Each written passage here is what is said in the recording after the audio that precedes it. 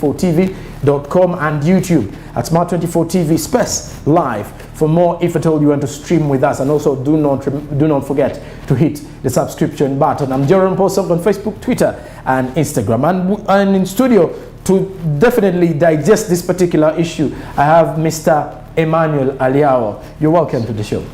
Thank you very much for welcoming me. Okay. I'm glad to be here with you. And I'm sure it's going to be a great discussion. Yeah, and definitely I want us to first pick up from there. And what is the website in a broad view, from the basics? All right. The website from the basics is a collection of documents that are displayed on the internet. The website is a collection of documents, and these documents are called web pages. Okay. So these web pages display information about someone's business, about someone's portfolio, about someone's whatever it is that you want to display on the internet. So they're all collected together in one place, and that's what makes it a website. So a collection of web pages that are linked together makes it a website. And let's head into the business perspective of it. How can someone actually start up with the website? Well, now because we want to see how can a business owner actually develop one. Yes, a business owner, you have to approach a web developer, and then you come up with a plan. You have to have your business. Your business has to be in existence first of all, before you can actually think of having a website. So once your business is in place, you can approach a developer, and then you will tell the developer, I need a website to display information about my business. Now the website developer will come up with a structure where a welcome message will be displayed, the about you information, that is your vision, your mission, your goals and aims and objectives, and then where your products and services are going to be displayed, and then also where the contact information is going to be displayed. So once the website developer comes up with this structure, once the website developer comes up with this structure, he will present it to the business owner. And then the business owner can go ahead and now tell the web developer, please go ahead and develop.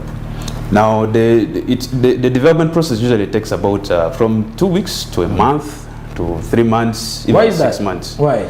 Yeah, it depends on the resources that are going to be implemented on the website. Okay. Depends on you as the business owner. What do you want to be done on the website? If you want transactions to happen on the website, what are you going to, how the developer is going to implement that? That is what determines how long it takes for the website to be developed. Because I've actually thought it is more, I actually had, in my mentality, I thought it is just like you're opening up a Facebook account or an Instagram account or maybe a Twitter handle.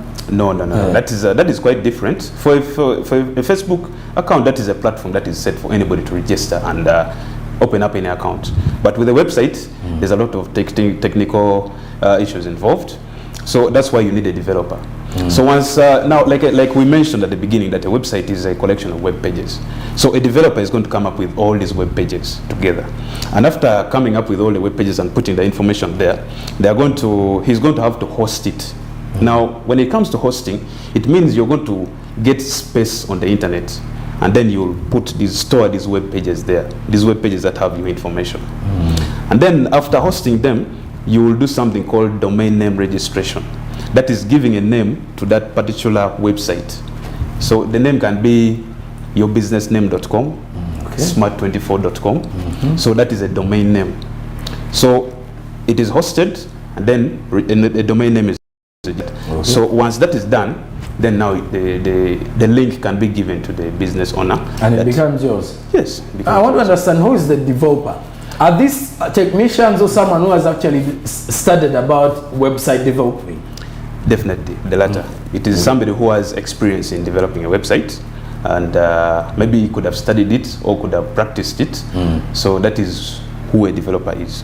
Okay. Yeah. And then the issue of the developing, don't you think if someone actually comes and develops for you one, does he remain with the, because I think with the website you have passwords there. Yes. Does this person have control over your website?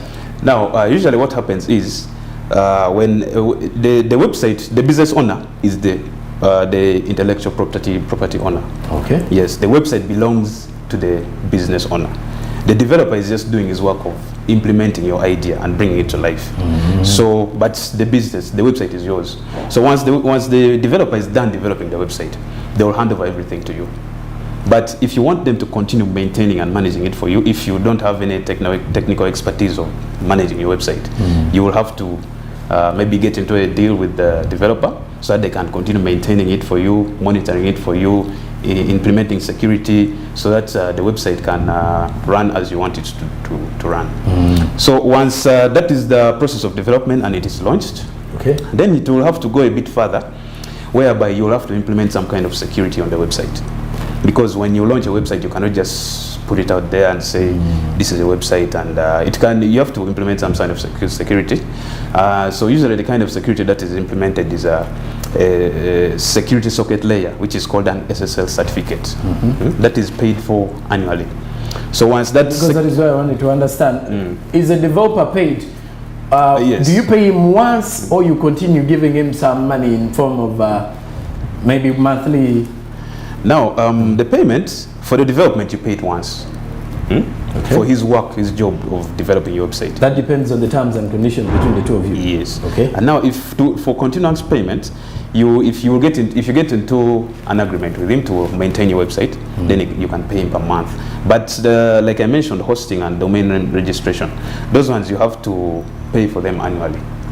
Yes, the developer gets a hosting ground and a domain name registrar, because there are these companies out there that do those registration of domain. So there you'll have to be paying annually, as including the SSL certificate as well for your security of the website. And I would want to understand, why would a businessman or anyone out there, a layman who is in Chikubo right now, need a website for his business? Well, if you're a businessman out there, what you know that if you have a website, it increases your credibility. You know, it lets people know that you're serious. It creates a good first impression to your business. And it lets people know that this person who has a business is actually serious. So if I want to get anything or any kind of information from him, I can type this domain name, thebusinessname.com, then I can access the information. It creates a very good first impression. Then another thing is a website helps you in branding. You know, it clearly establishes who you are out there. Because if you're online, it's easy for people to come and get you. You can display your logo, they can see your colors, they can see what your business is all about. Then the other thing is a website helps generate leads. You know, you stand a high chance of generating customers who are coming in, who want to know about your business. Maybe they can go into a search engine like Google, then they search about your business name. Yeah, that brings me, of course, to the next point, which is organic traffic. That is driving traffic back to your website. Using something called search engine optimization. You know, that's where you train search engines like Google to learn that when a phrase or which relates to certain services in your business are typed on Google, Google will have to display your website, the results of your website on top, so that somebody can click and then they can find out about your business. And then also a website saves time, you know, because visitors, where somebody would have to give a call to you, they can actually just visit your website and find the information they want, and then they're able to help themselves out, which is very good for your business. And then that's where you can provide updates and announcements. You know, you can also do digital marketing by connecting it to Facebook, social media, which can also drive traffic back to your website. Do you think it is quite a problem for these business people to actually open them up, these websites? Because I'm looking at a possibility of seeing that, is this the only way someone can tap into the digital space if you're a business owner? I can say it's a legitimate way to tap into the digital space, because you cannot only rely on going onto Facebook, or because Facebook is a general platform for everyone. But if you're serious and you're a serious businessman, you'll think of having a website which will help you to launch whatever it is that you want to get out to the people. Yes. And if you're to look at, okay, now let me put it in this picture. Yeah. This is a businessman. He's because of the situation that we are in, sometimes you're not going to be in town to work. Yes. You will have to be promoting, maybe if I told you in Chikubo, you're dealing with you're dealing with supplying, let me say, groceries. Yes. And how can this person actually achieve from which type of website can this person actually come up with? When it comes to what you've described, that would be an e-commerce website, okay, which can allow somebody to look at the goods that you're trying to sell, they can see the price at which you're selling them, and they can actually make an order. You know, with the from the website, and the order comes directly to you, and you know that so and so has made an order for this item, so I need to deliver it. And maybe you can even pay online. That's if you want. Yeah, so it is a payment online, or you can pay as you when somebody comes to you and then they give you the money. That is where I want to now understand how safe is this. This is quite a big one, because the bigger question has always been, people are still thinking, I don't want to engage into the internet because there are a lot of hackers, a lot of fraudsters there. Yes. How can someone's businesses be safe, and how can these websites actually be safe for these business owners? Okay, as we speak at the moment, when you look at when you compare a website and all the systems that exist at the moment, usually you can't say entirely that every system on this planet is 100% safe, but it's the level of security that you implement that can make that website secure.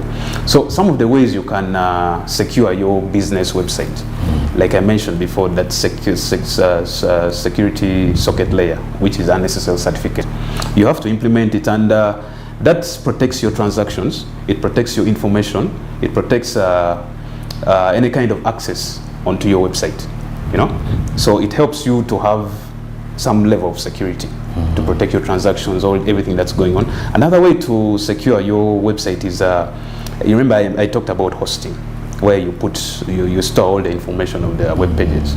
You have to host it with a secure server, you know.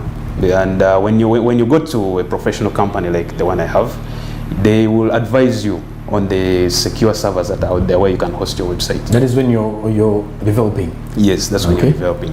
So it's very important to get a developer who is experienced and who knows what he's doing, So, and then also another way of implementing security is you have to administer complex passwords to log into your website. You cannot just put something which is very simple, which is predictive, and somebody will Because you see, the issue with passwords is quite funny. Yes. Why I've interacted with some of the businesses, and people who are actually also opening up like this account. Someone opens for you maybe an Instagram account or a Twitter handle. Yeah. But when they know how to actually log you out. So that means with that website, because I would only understand the safety.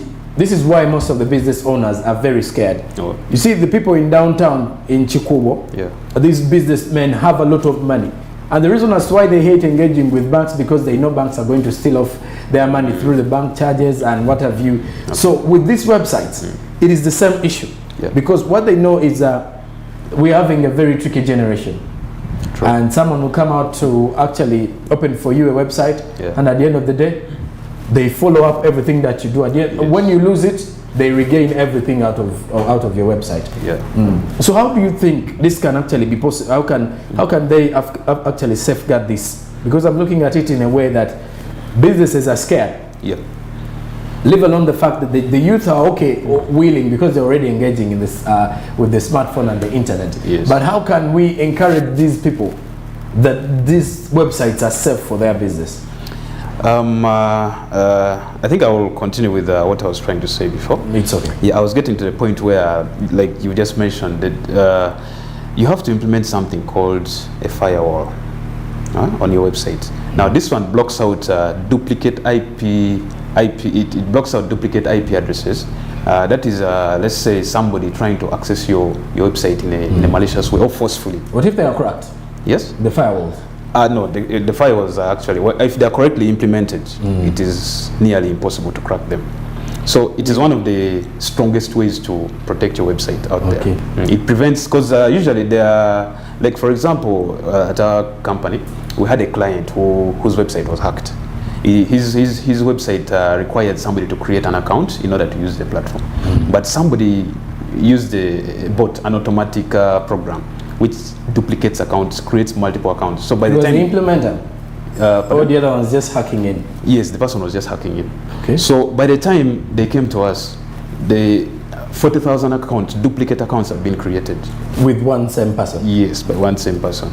So, and we did some kind of investigation. We found there was no security, no SSL certificate. The passwords were very weak. It was not hosted on a secure server, and there was no firewall.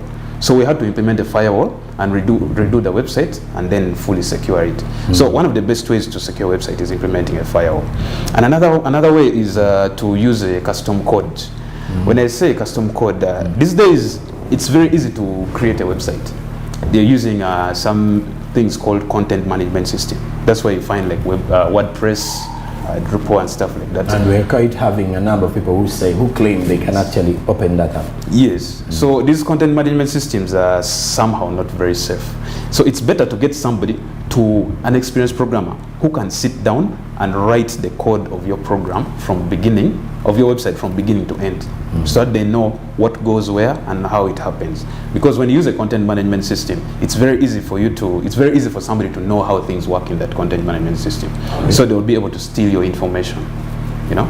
And then another thing is to update plugins. Plugins are small programs that perform specific tasks on your website. So these small programs have to be constantly updated. That is why you need a web developer to always maintain and monitor the web security of your website. So that is some of the best ways you can be sure that there is a level of security on your website. The only challenge is if someone is actually having a web developer to monitor. Can't I monitor it myself? If you have the expertise, you can monitor it yourself. Or if you like, you can let the web developer to take you through some training on how you can monitor and maintain. Because what I want to understand is most of the people want to cut off this extra person. Yes. You see, the idea of entrepreneurs is that they're always secretive in some way. True. Because if you have someone who is actually developing for you your website, then that means he or she knows what is going online regarding your business. So you will want to cut him off in any possible way. Yes. Now, it's not really very recommended to cut off, especially if you do not have the expertise. That is, for example, us, what we do is once we have developed for your website, we give you 3 months free where you can consult us, where we can teach you on how to maintain the security. We even do it for you for free. We can train. If you have a trusted person, you can let them bring them to us, and we can train them on how they can secure your website. Or even we can train you yourself, the manager of your business, to know how to handle everything. Yes. Business is quite hard sometimes. You know, when we tell people here on TV that you have to adopt to e-commerce, tapping into digital spaces, it comes with a lot mainly. And what does it actually mean? First of all, when we say website developing, it means you need to get a developer who's going to help you out. We already have some who are already having expertise with that. But I want to understand, imagine someone is having some expertise with web developing. Yes. Do they still need someone to actually help them monitor? If you trust yourself and you believe you can deliver according to the way you want it, and you can secure it, and you may not need any other kind of extra help, then it's fine. You can go ahead and manage your... Because you see, even with our social media platforms, you may open it yourself and someone hacks it. True. Hacks in it, and even if it's you who has been monitoring, every morning you log in, you log out. Yeah, that's because the person will not have taken the measures of security. So sometimes you can log in, like on a social media platform, you can log into a certain computer, and then you leave without logging out. Then somebody comes and finds it. And sometimes these browsers save your password. So if somebody has access to that browser, they can check where they can find those passwords, and that can be then deployed. it becomes their own password. It will become theirs. Because that is one of the most scary part. We are looking at the internet security state of businesses in Uganda as a way of seeing that with the coming few years, we want to enable business owners, and we're encouraging business owners to tap into the available digital spaces to utilize e-commerce. Reason being, we are now in times where people are actually cutting off employees. People are actually cutting off employees, and in this particular way, these employees are also carrying out with setting up their own businesses. But meaning, you need to actually be versatile in a way that once you're not going to avail yourself at work, or let me say you don't have a place of work, you can still sit at the comfort of your home and try to break out and make something, actually to try to make up something. But when making up something, let me say opening up a platform for your marketing with the online platforms, the legitimate way, like Mr. Aliao Emmanuel has actually said, is to see that you develop a website. Definitely. By the way, one thing I did ask was, how do you implement the firewall? Because you were saying you set up this firewall. First take me through that exercise before we actually break off. Well, implementing the firewall, there are certain tools out there on the internet which have already developed procedures on how these firewalls can be implemented. Okay. So you have to get into a credible source. Let's say, like I talked of the registrars. Most of these registrars know how to, they have those ready-made firewalls that you can actually implement. Now, it just takes an experienced programmer to know how to embed it on the code and also to know how to apply it on the hosting grounds. That is where you host it, because most times this firewall has to be implemented around the hosting grounds. So you have to log into that hosting ground. It's called a control panel, a cPanel. So once you've logged in, there's a program where there's a plugin that has been implemented on that control panel where you can click, and then you can now pour in this firewall implementation, and there you can successfully make it work for your website. All right. Yeah. And definitely, if you're just joining us onto the show, right about now we're discussing the incident, we're discussing the state of internet security in regards to the business aspect of it. We're looking into that because the idea of internet is now becoming a reality. Something that started way back as a joke and most people are not interested in it. We have just realized that as the nation is actually moving in step to step with innovations and different technology developments that are coming up, every business has to pick up with the space of that. We're heading into a short break, but when we do return, we're speaking more of how can you fight online fraud in your business. If at all you've developed the website, so if at all you're marketing online and you're carrying out your business ventures with the online platforms, and how best can financial institutions adopt these particular platforms of websites and avoid agent fraud in that particular regard. We continue with more in regards to internet security. Keep it SMB.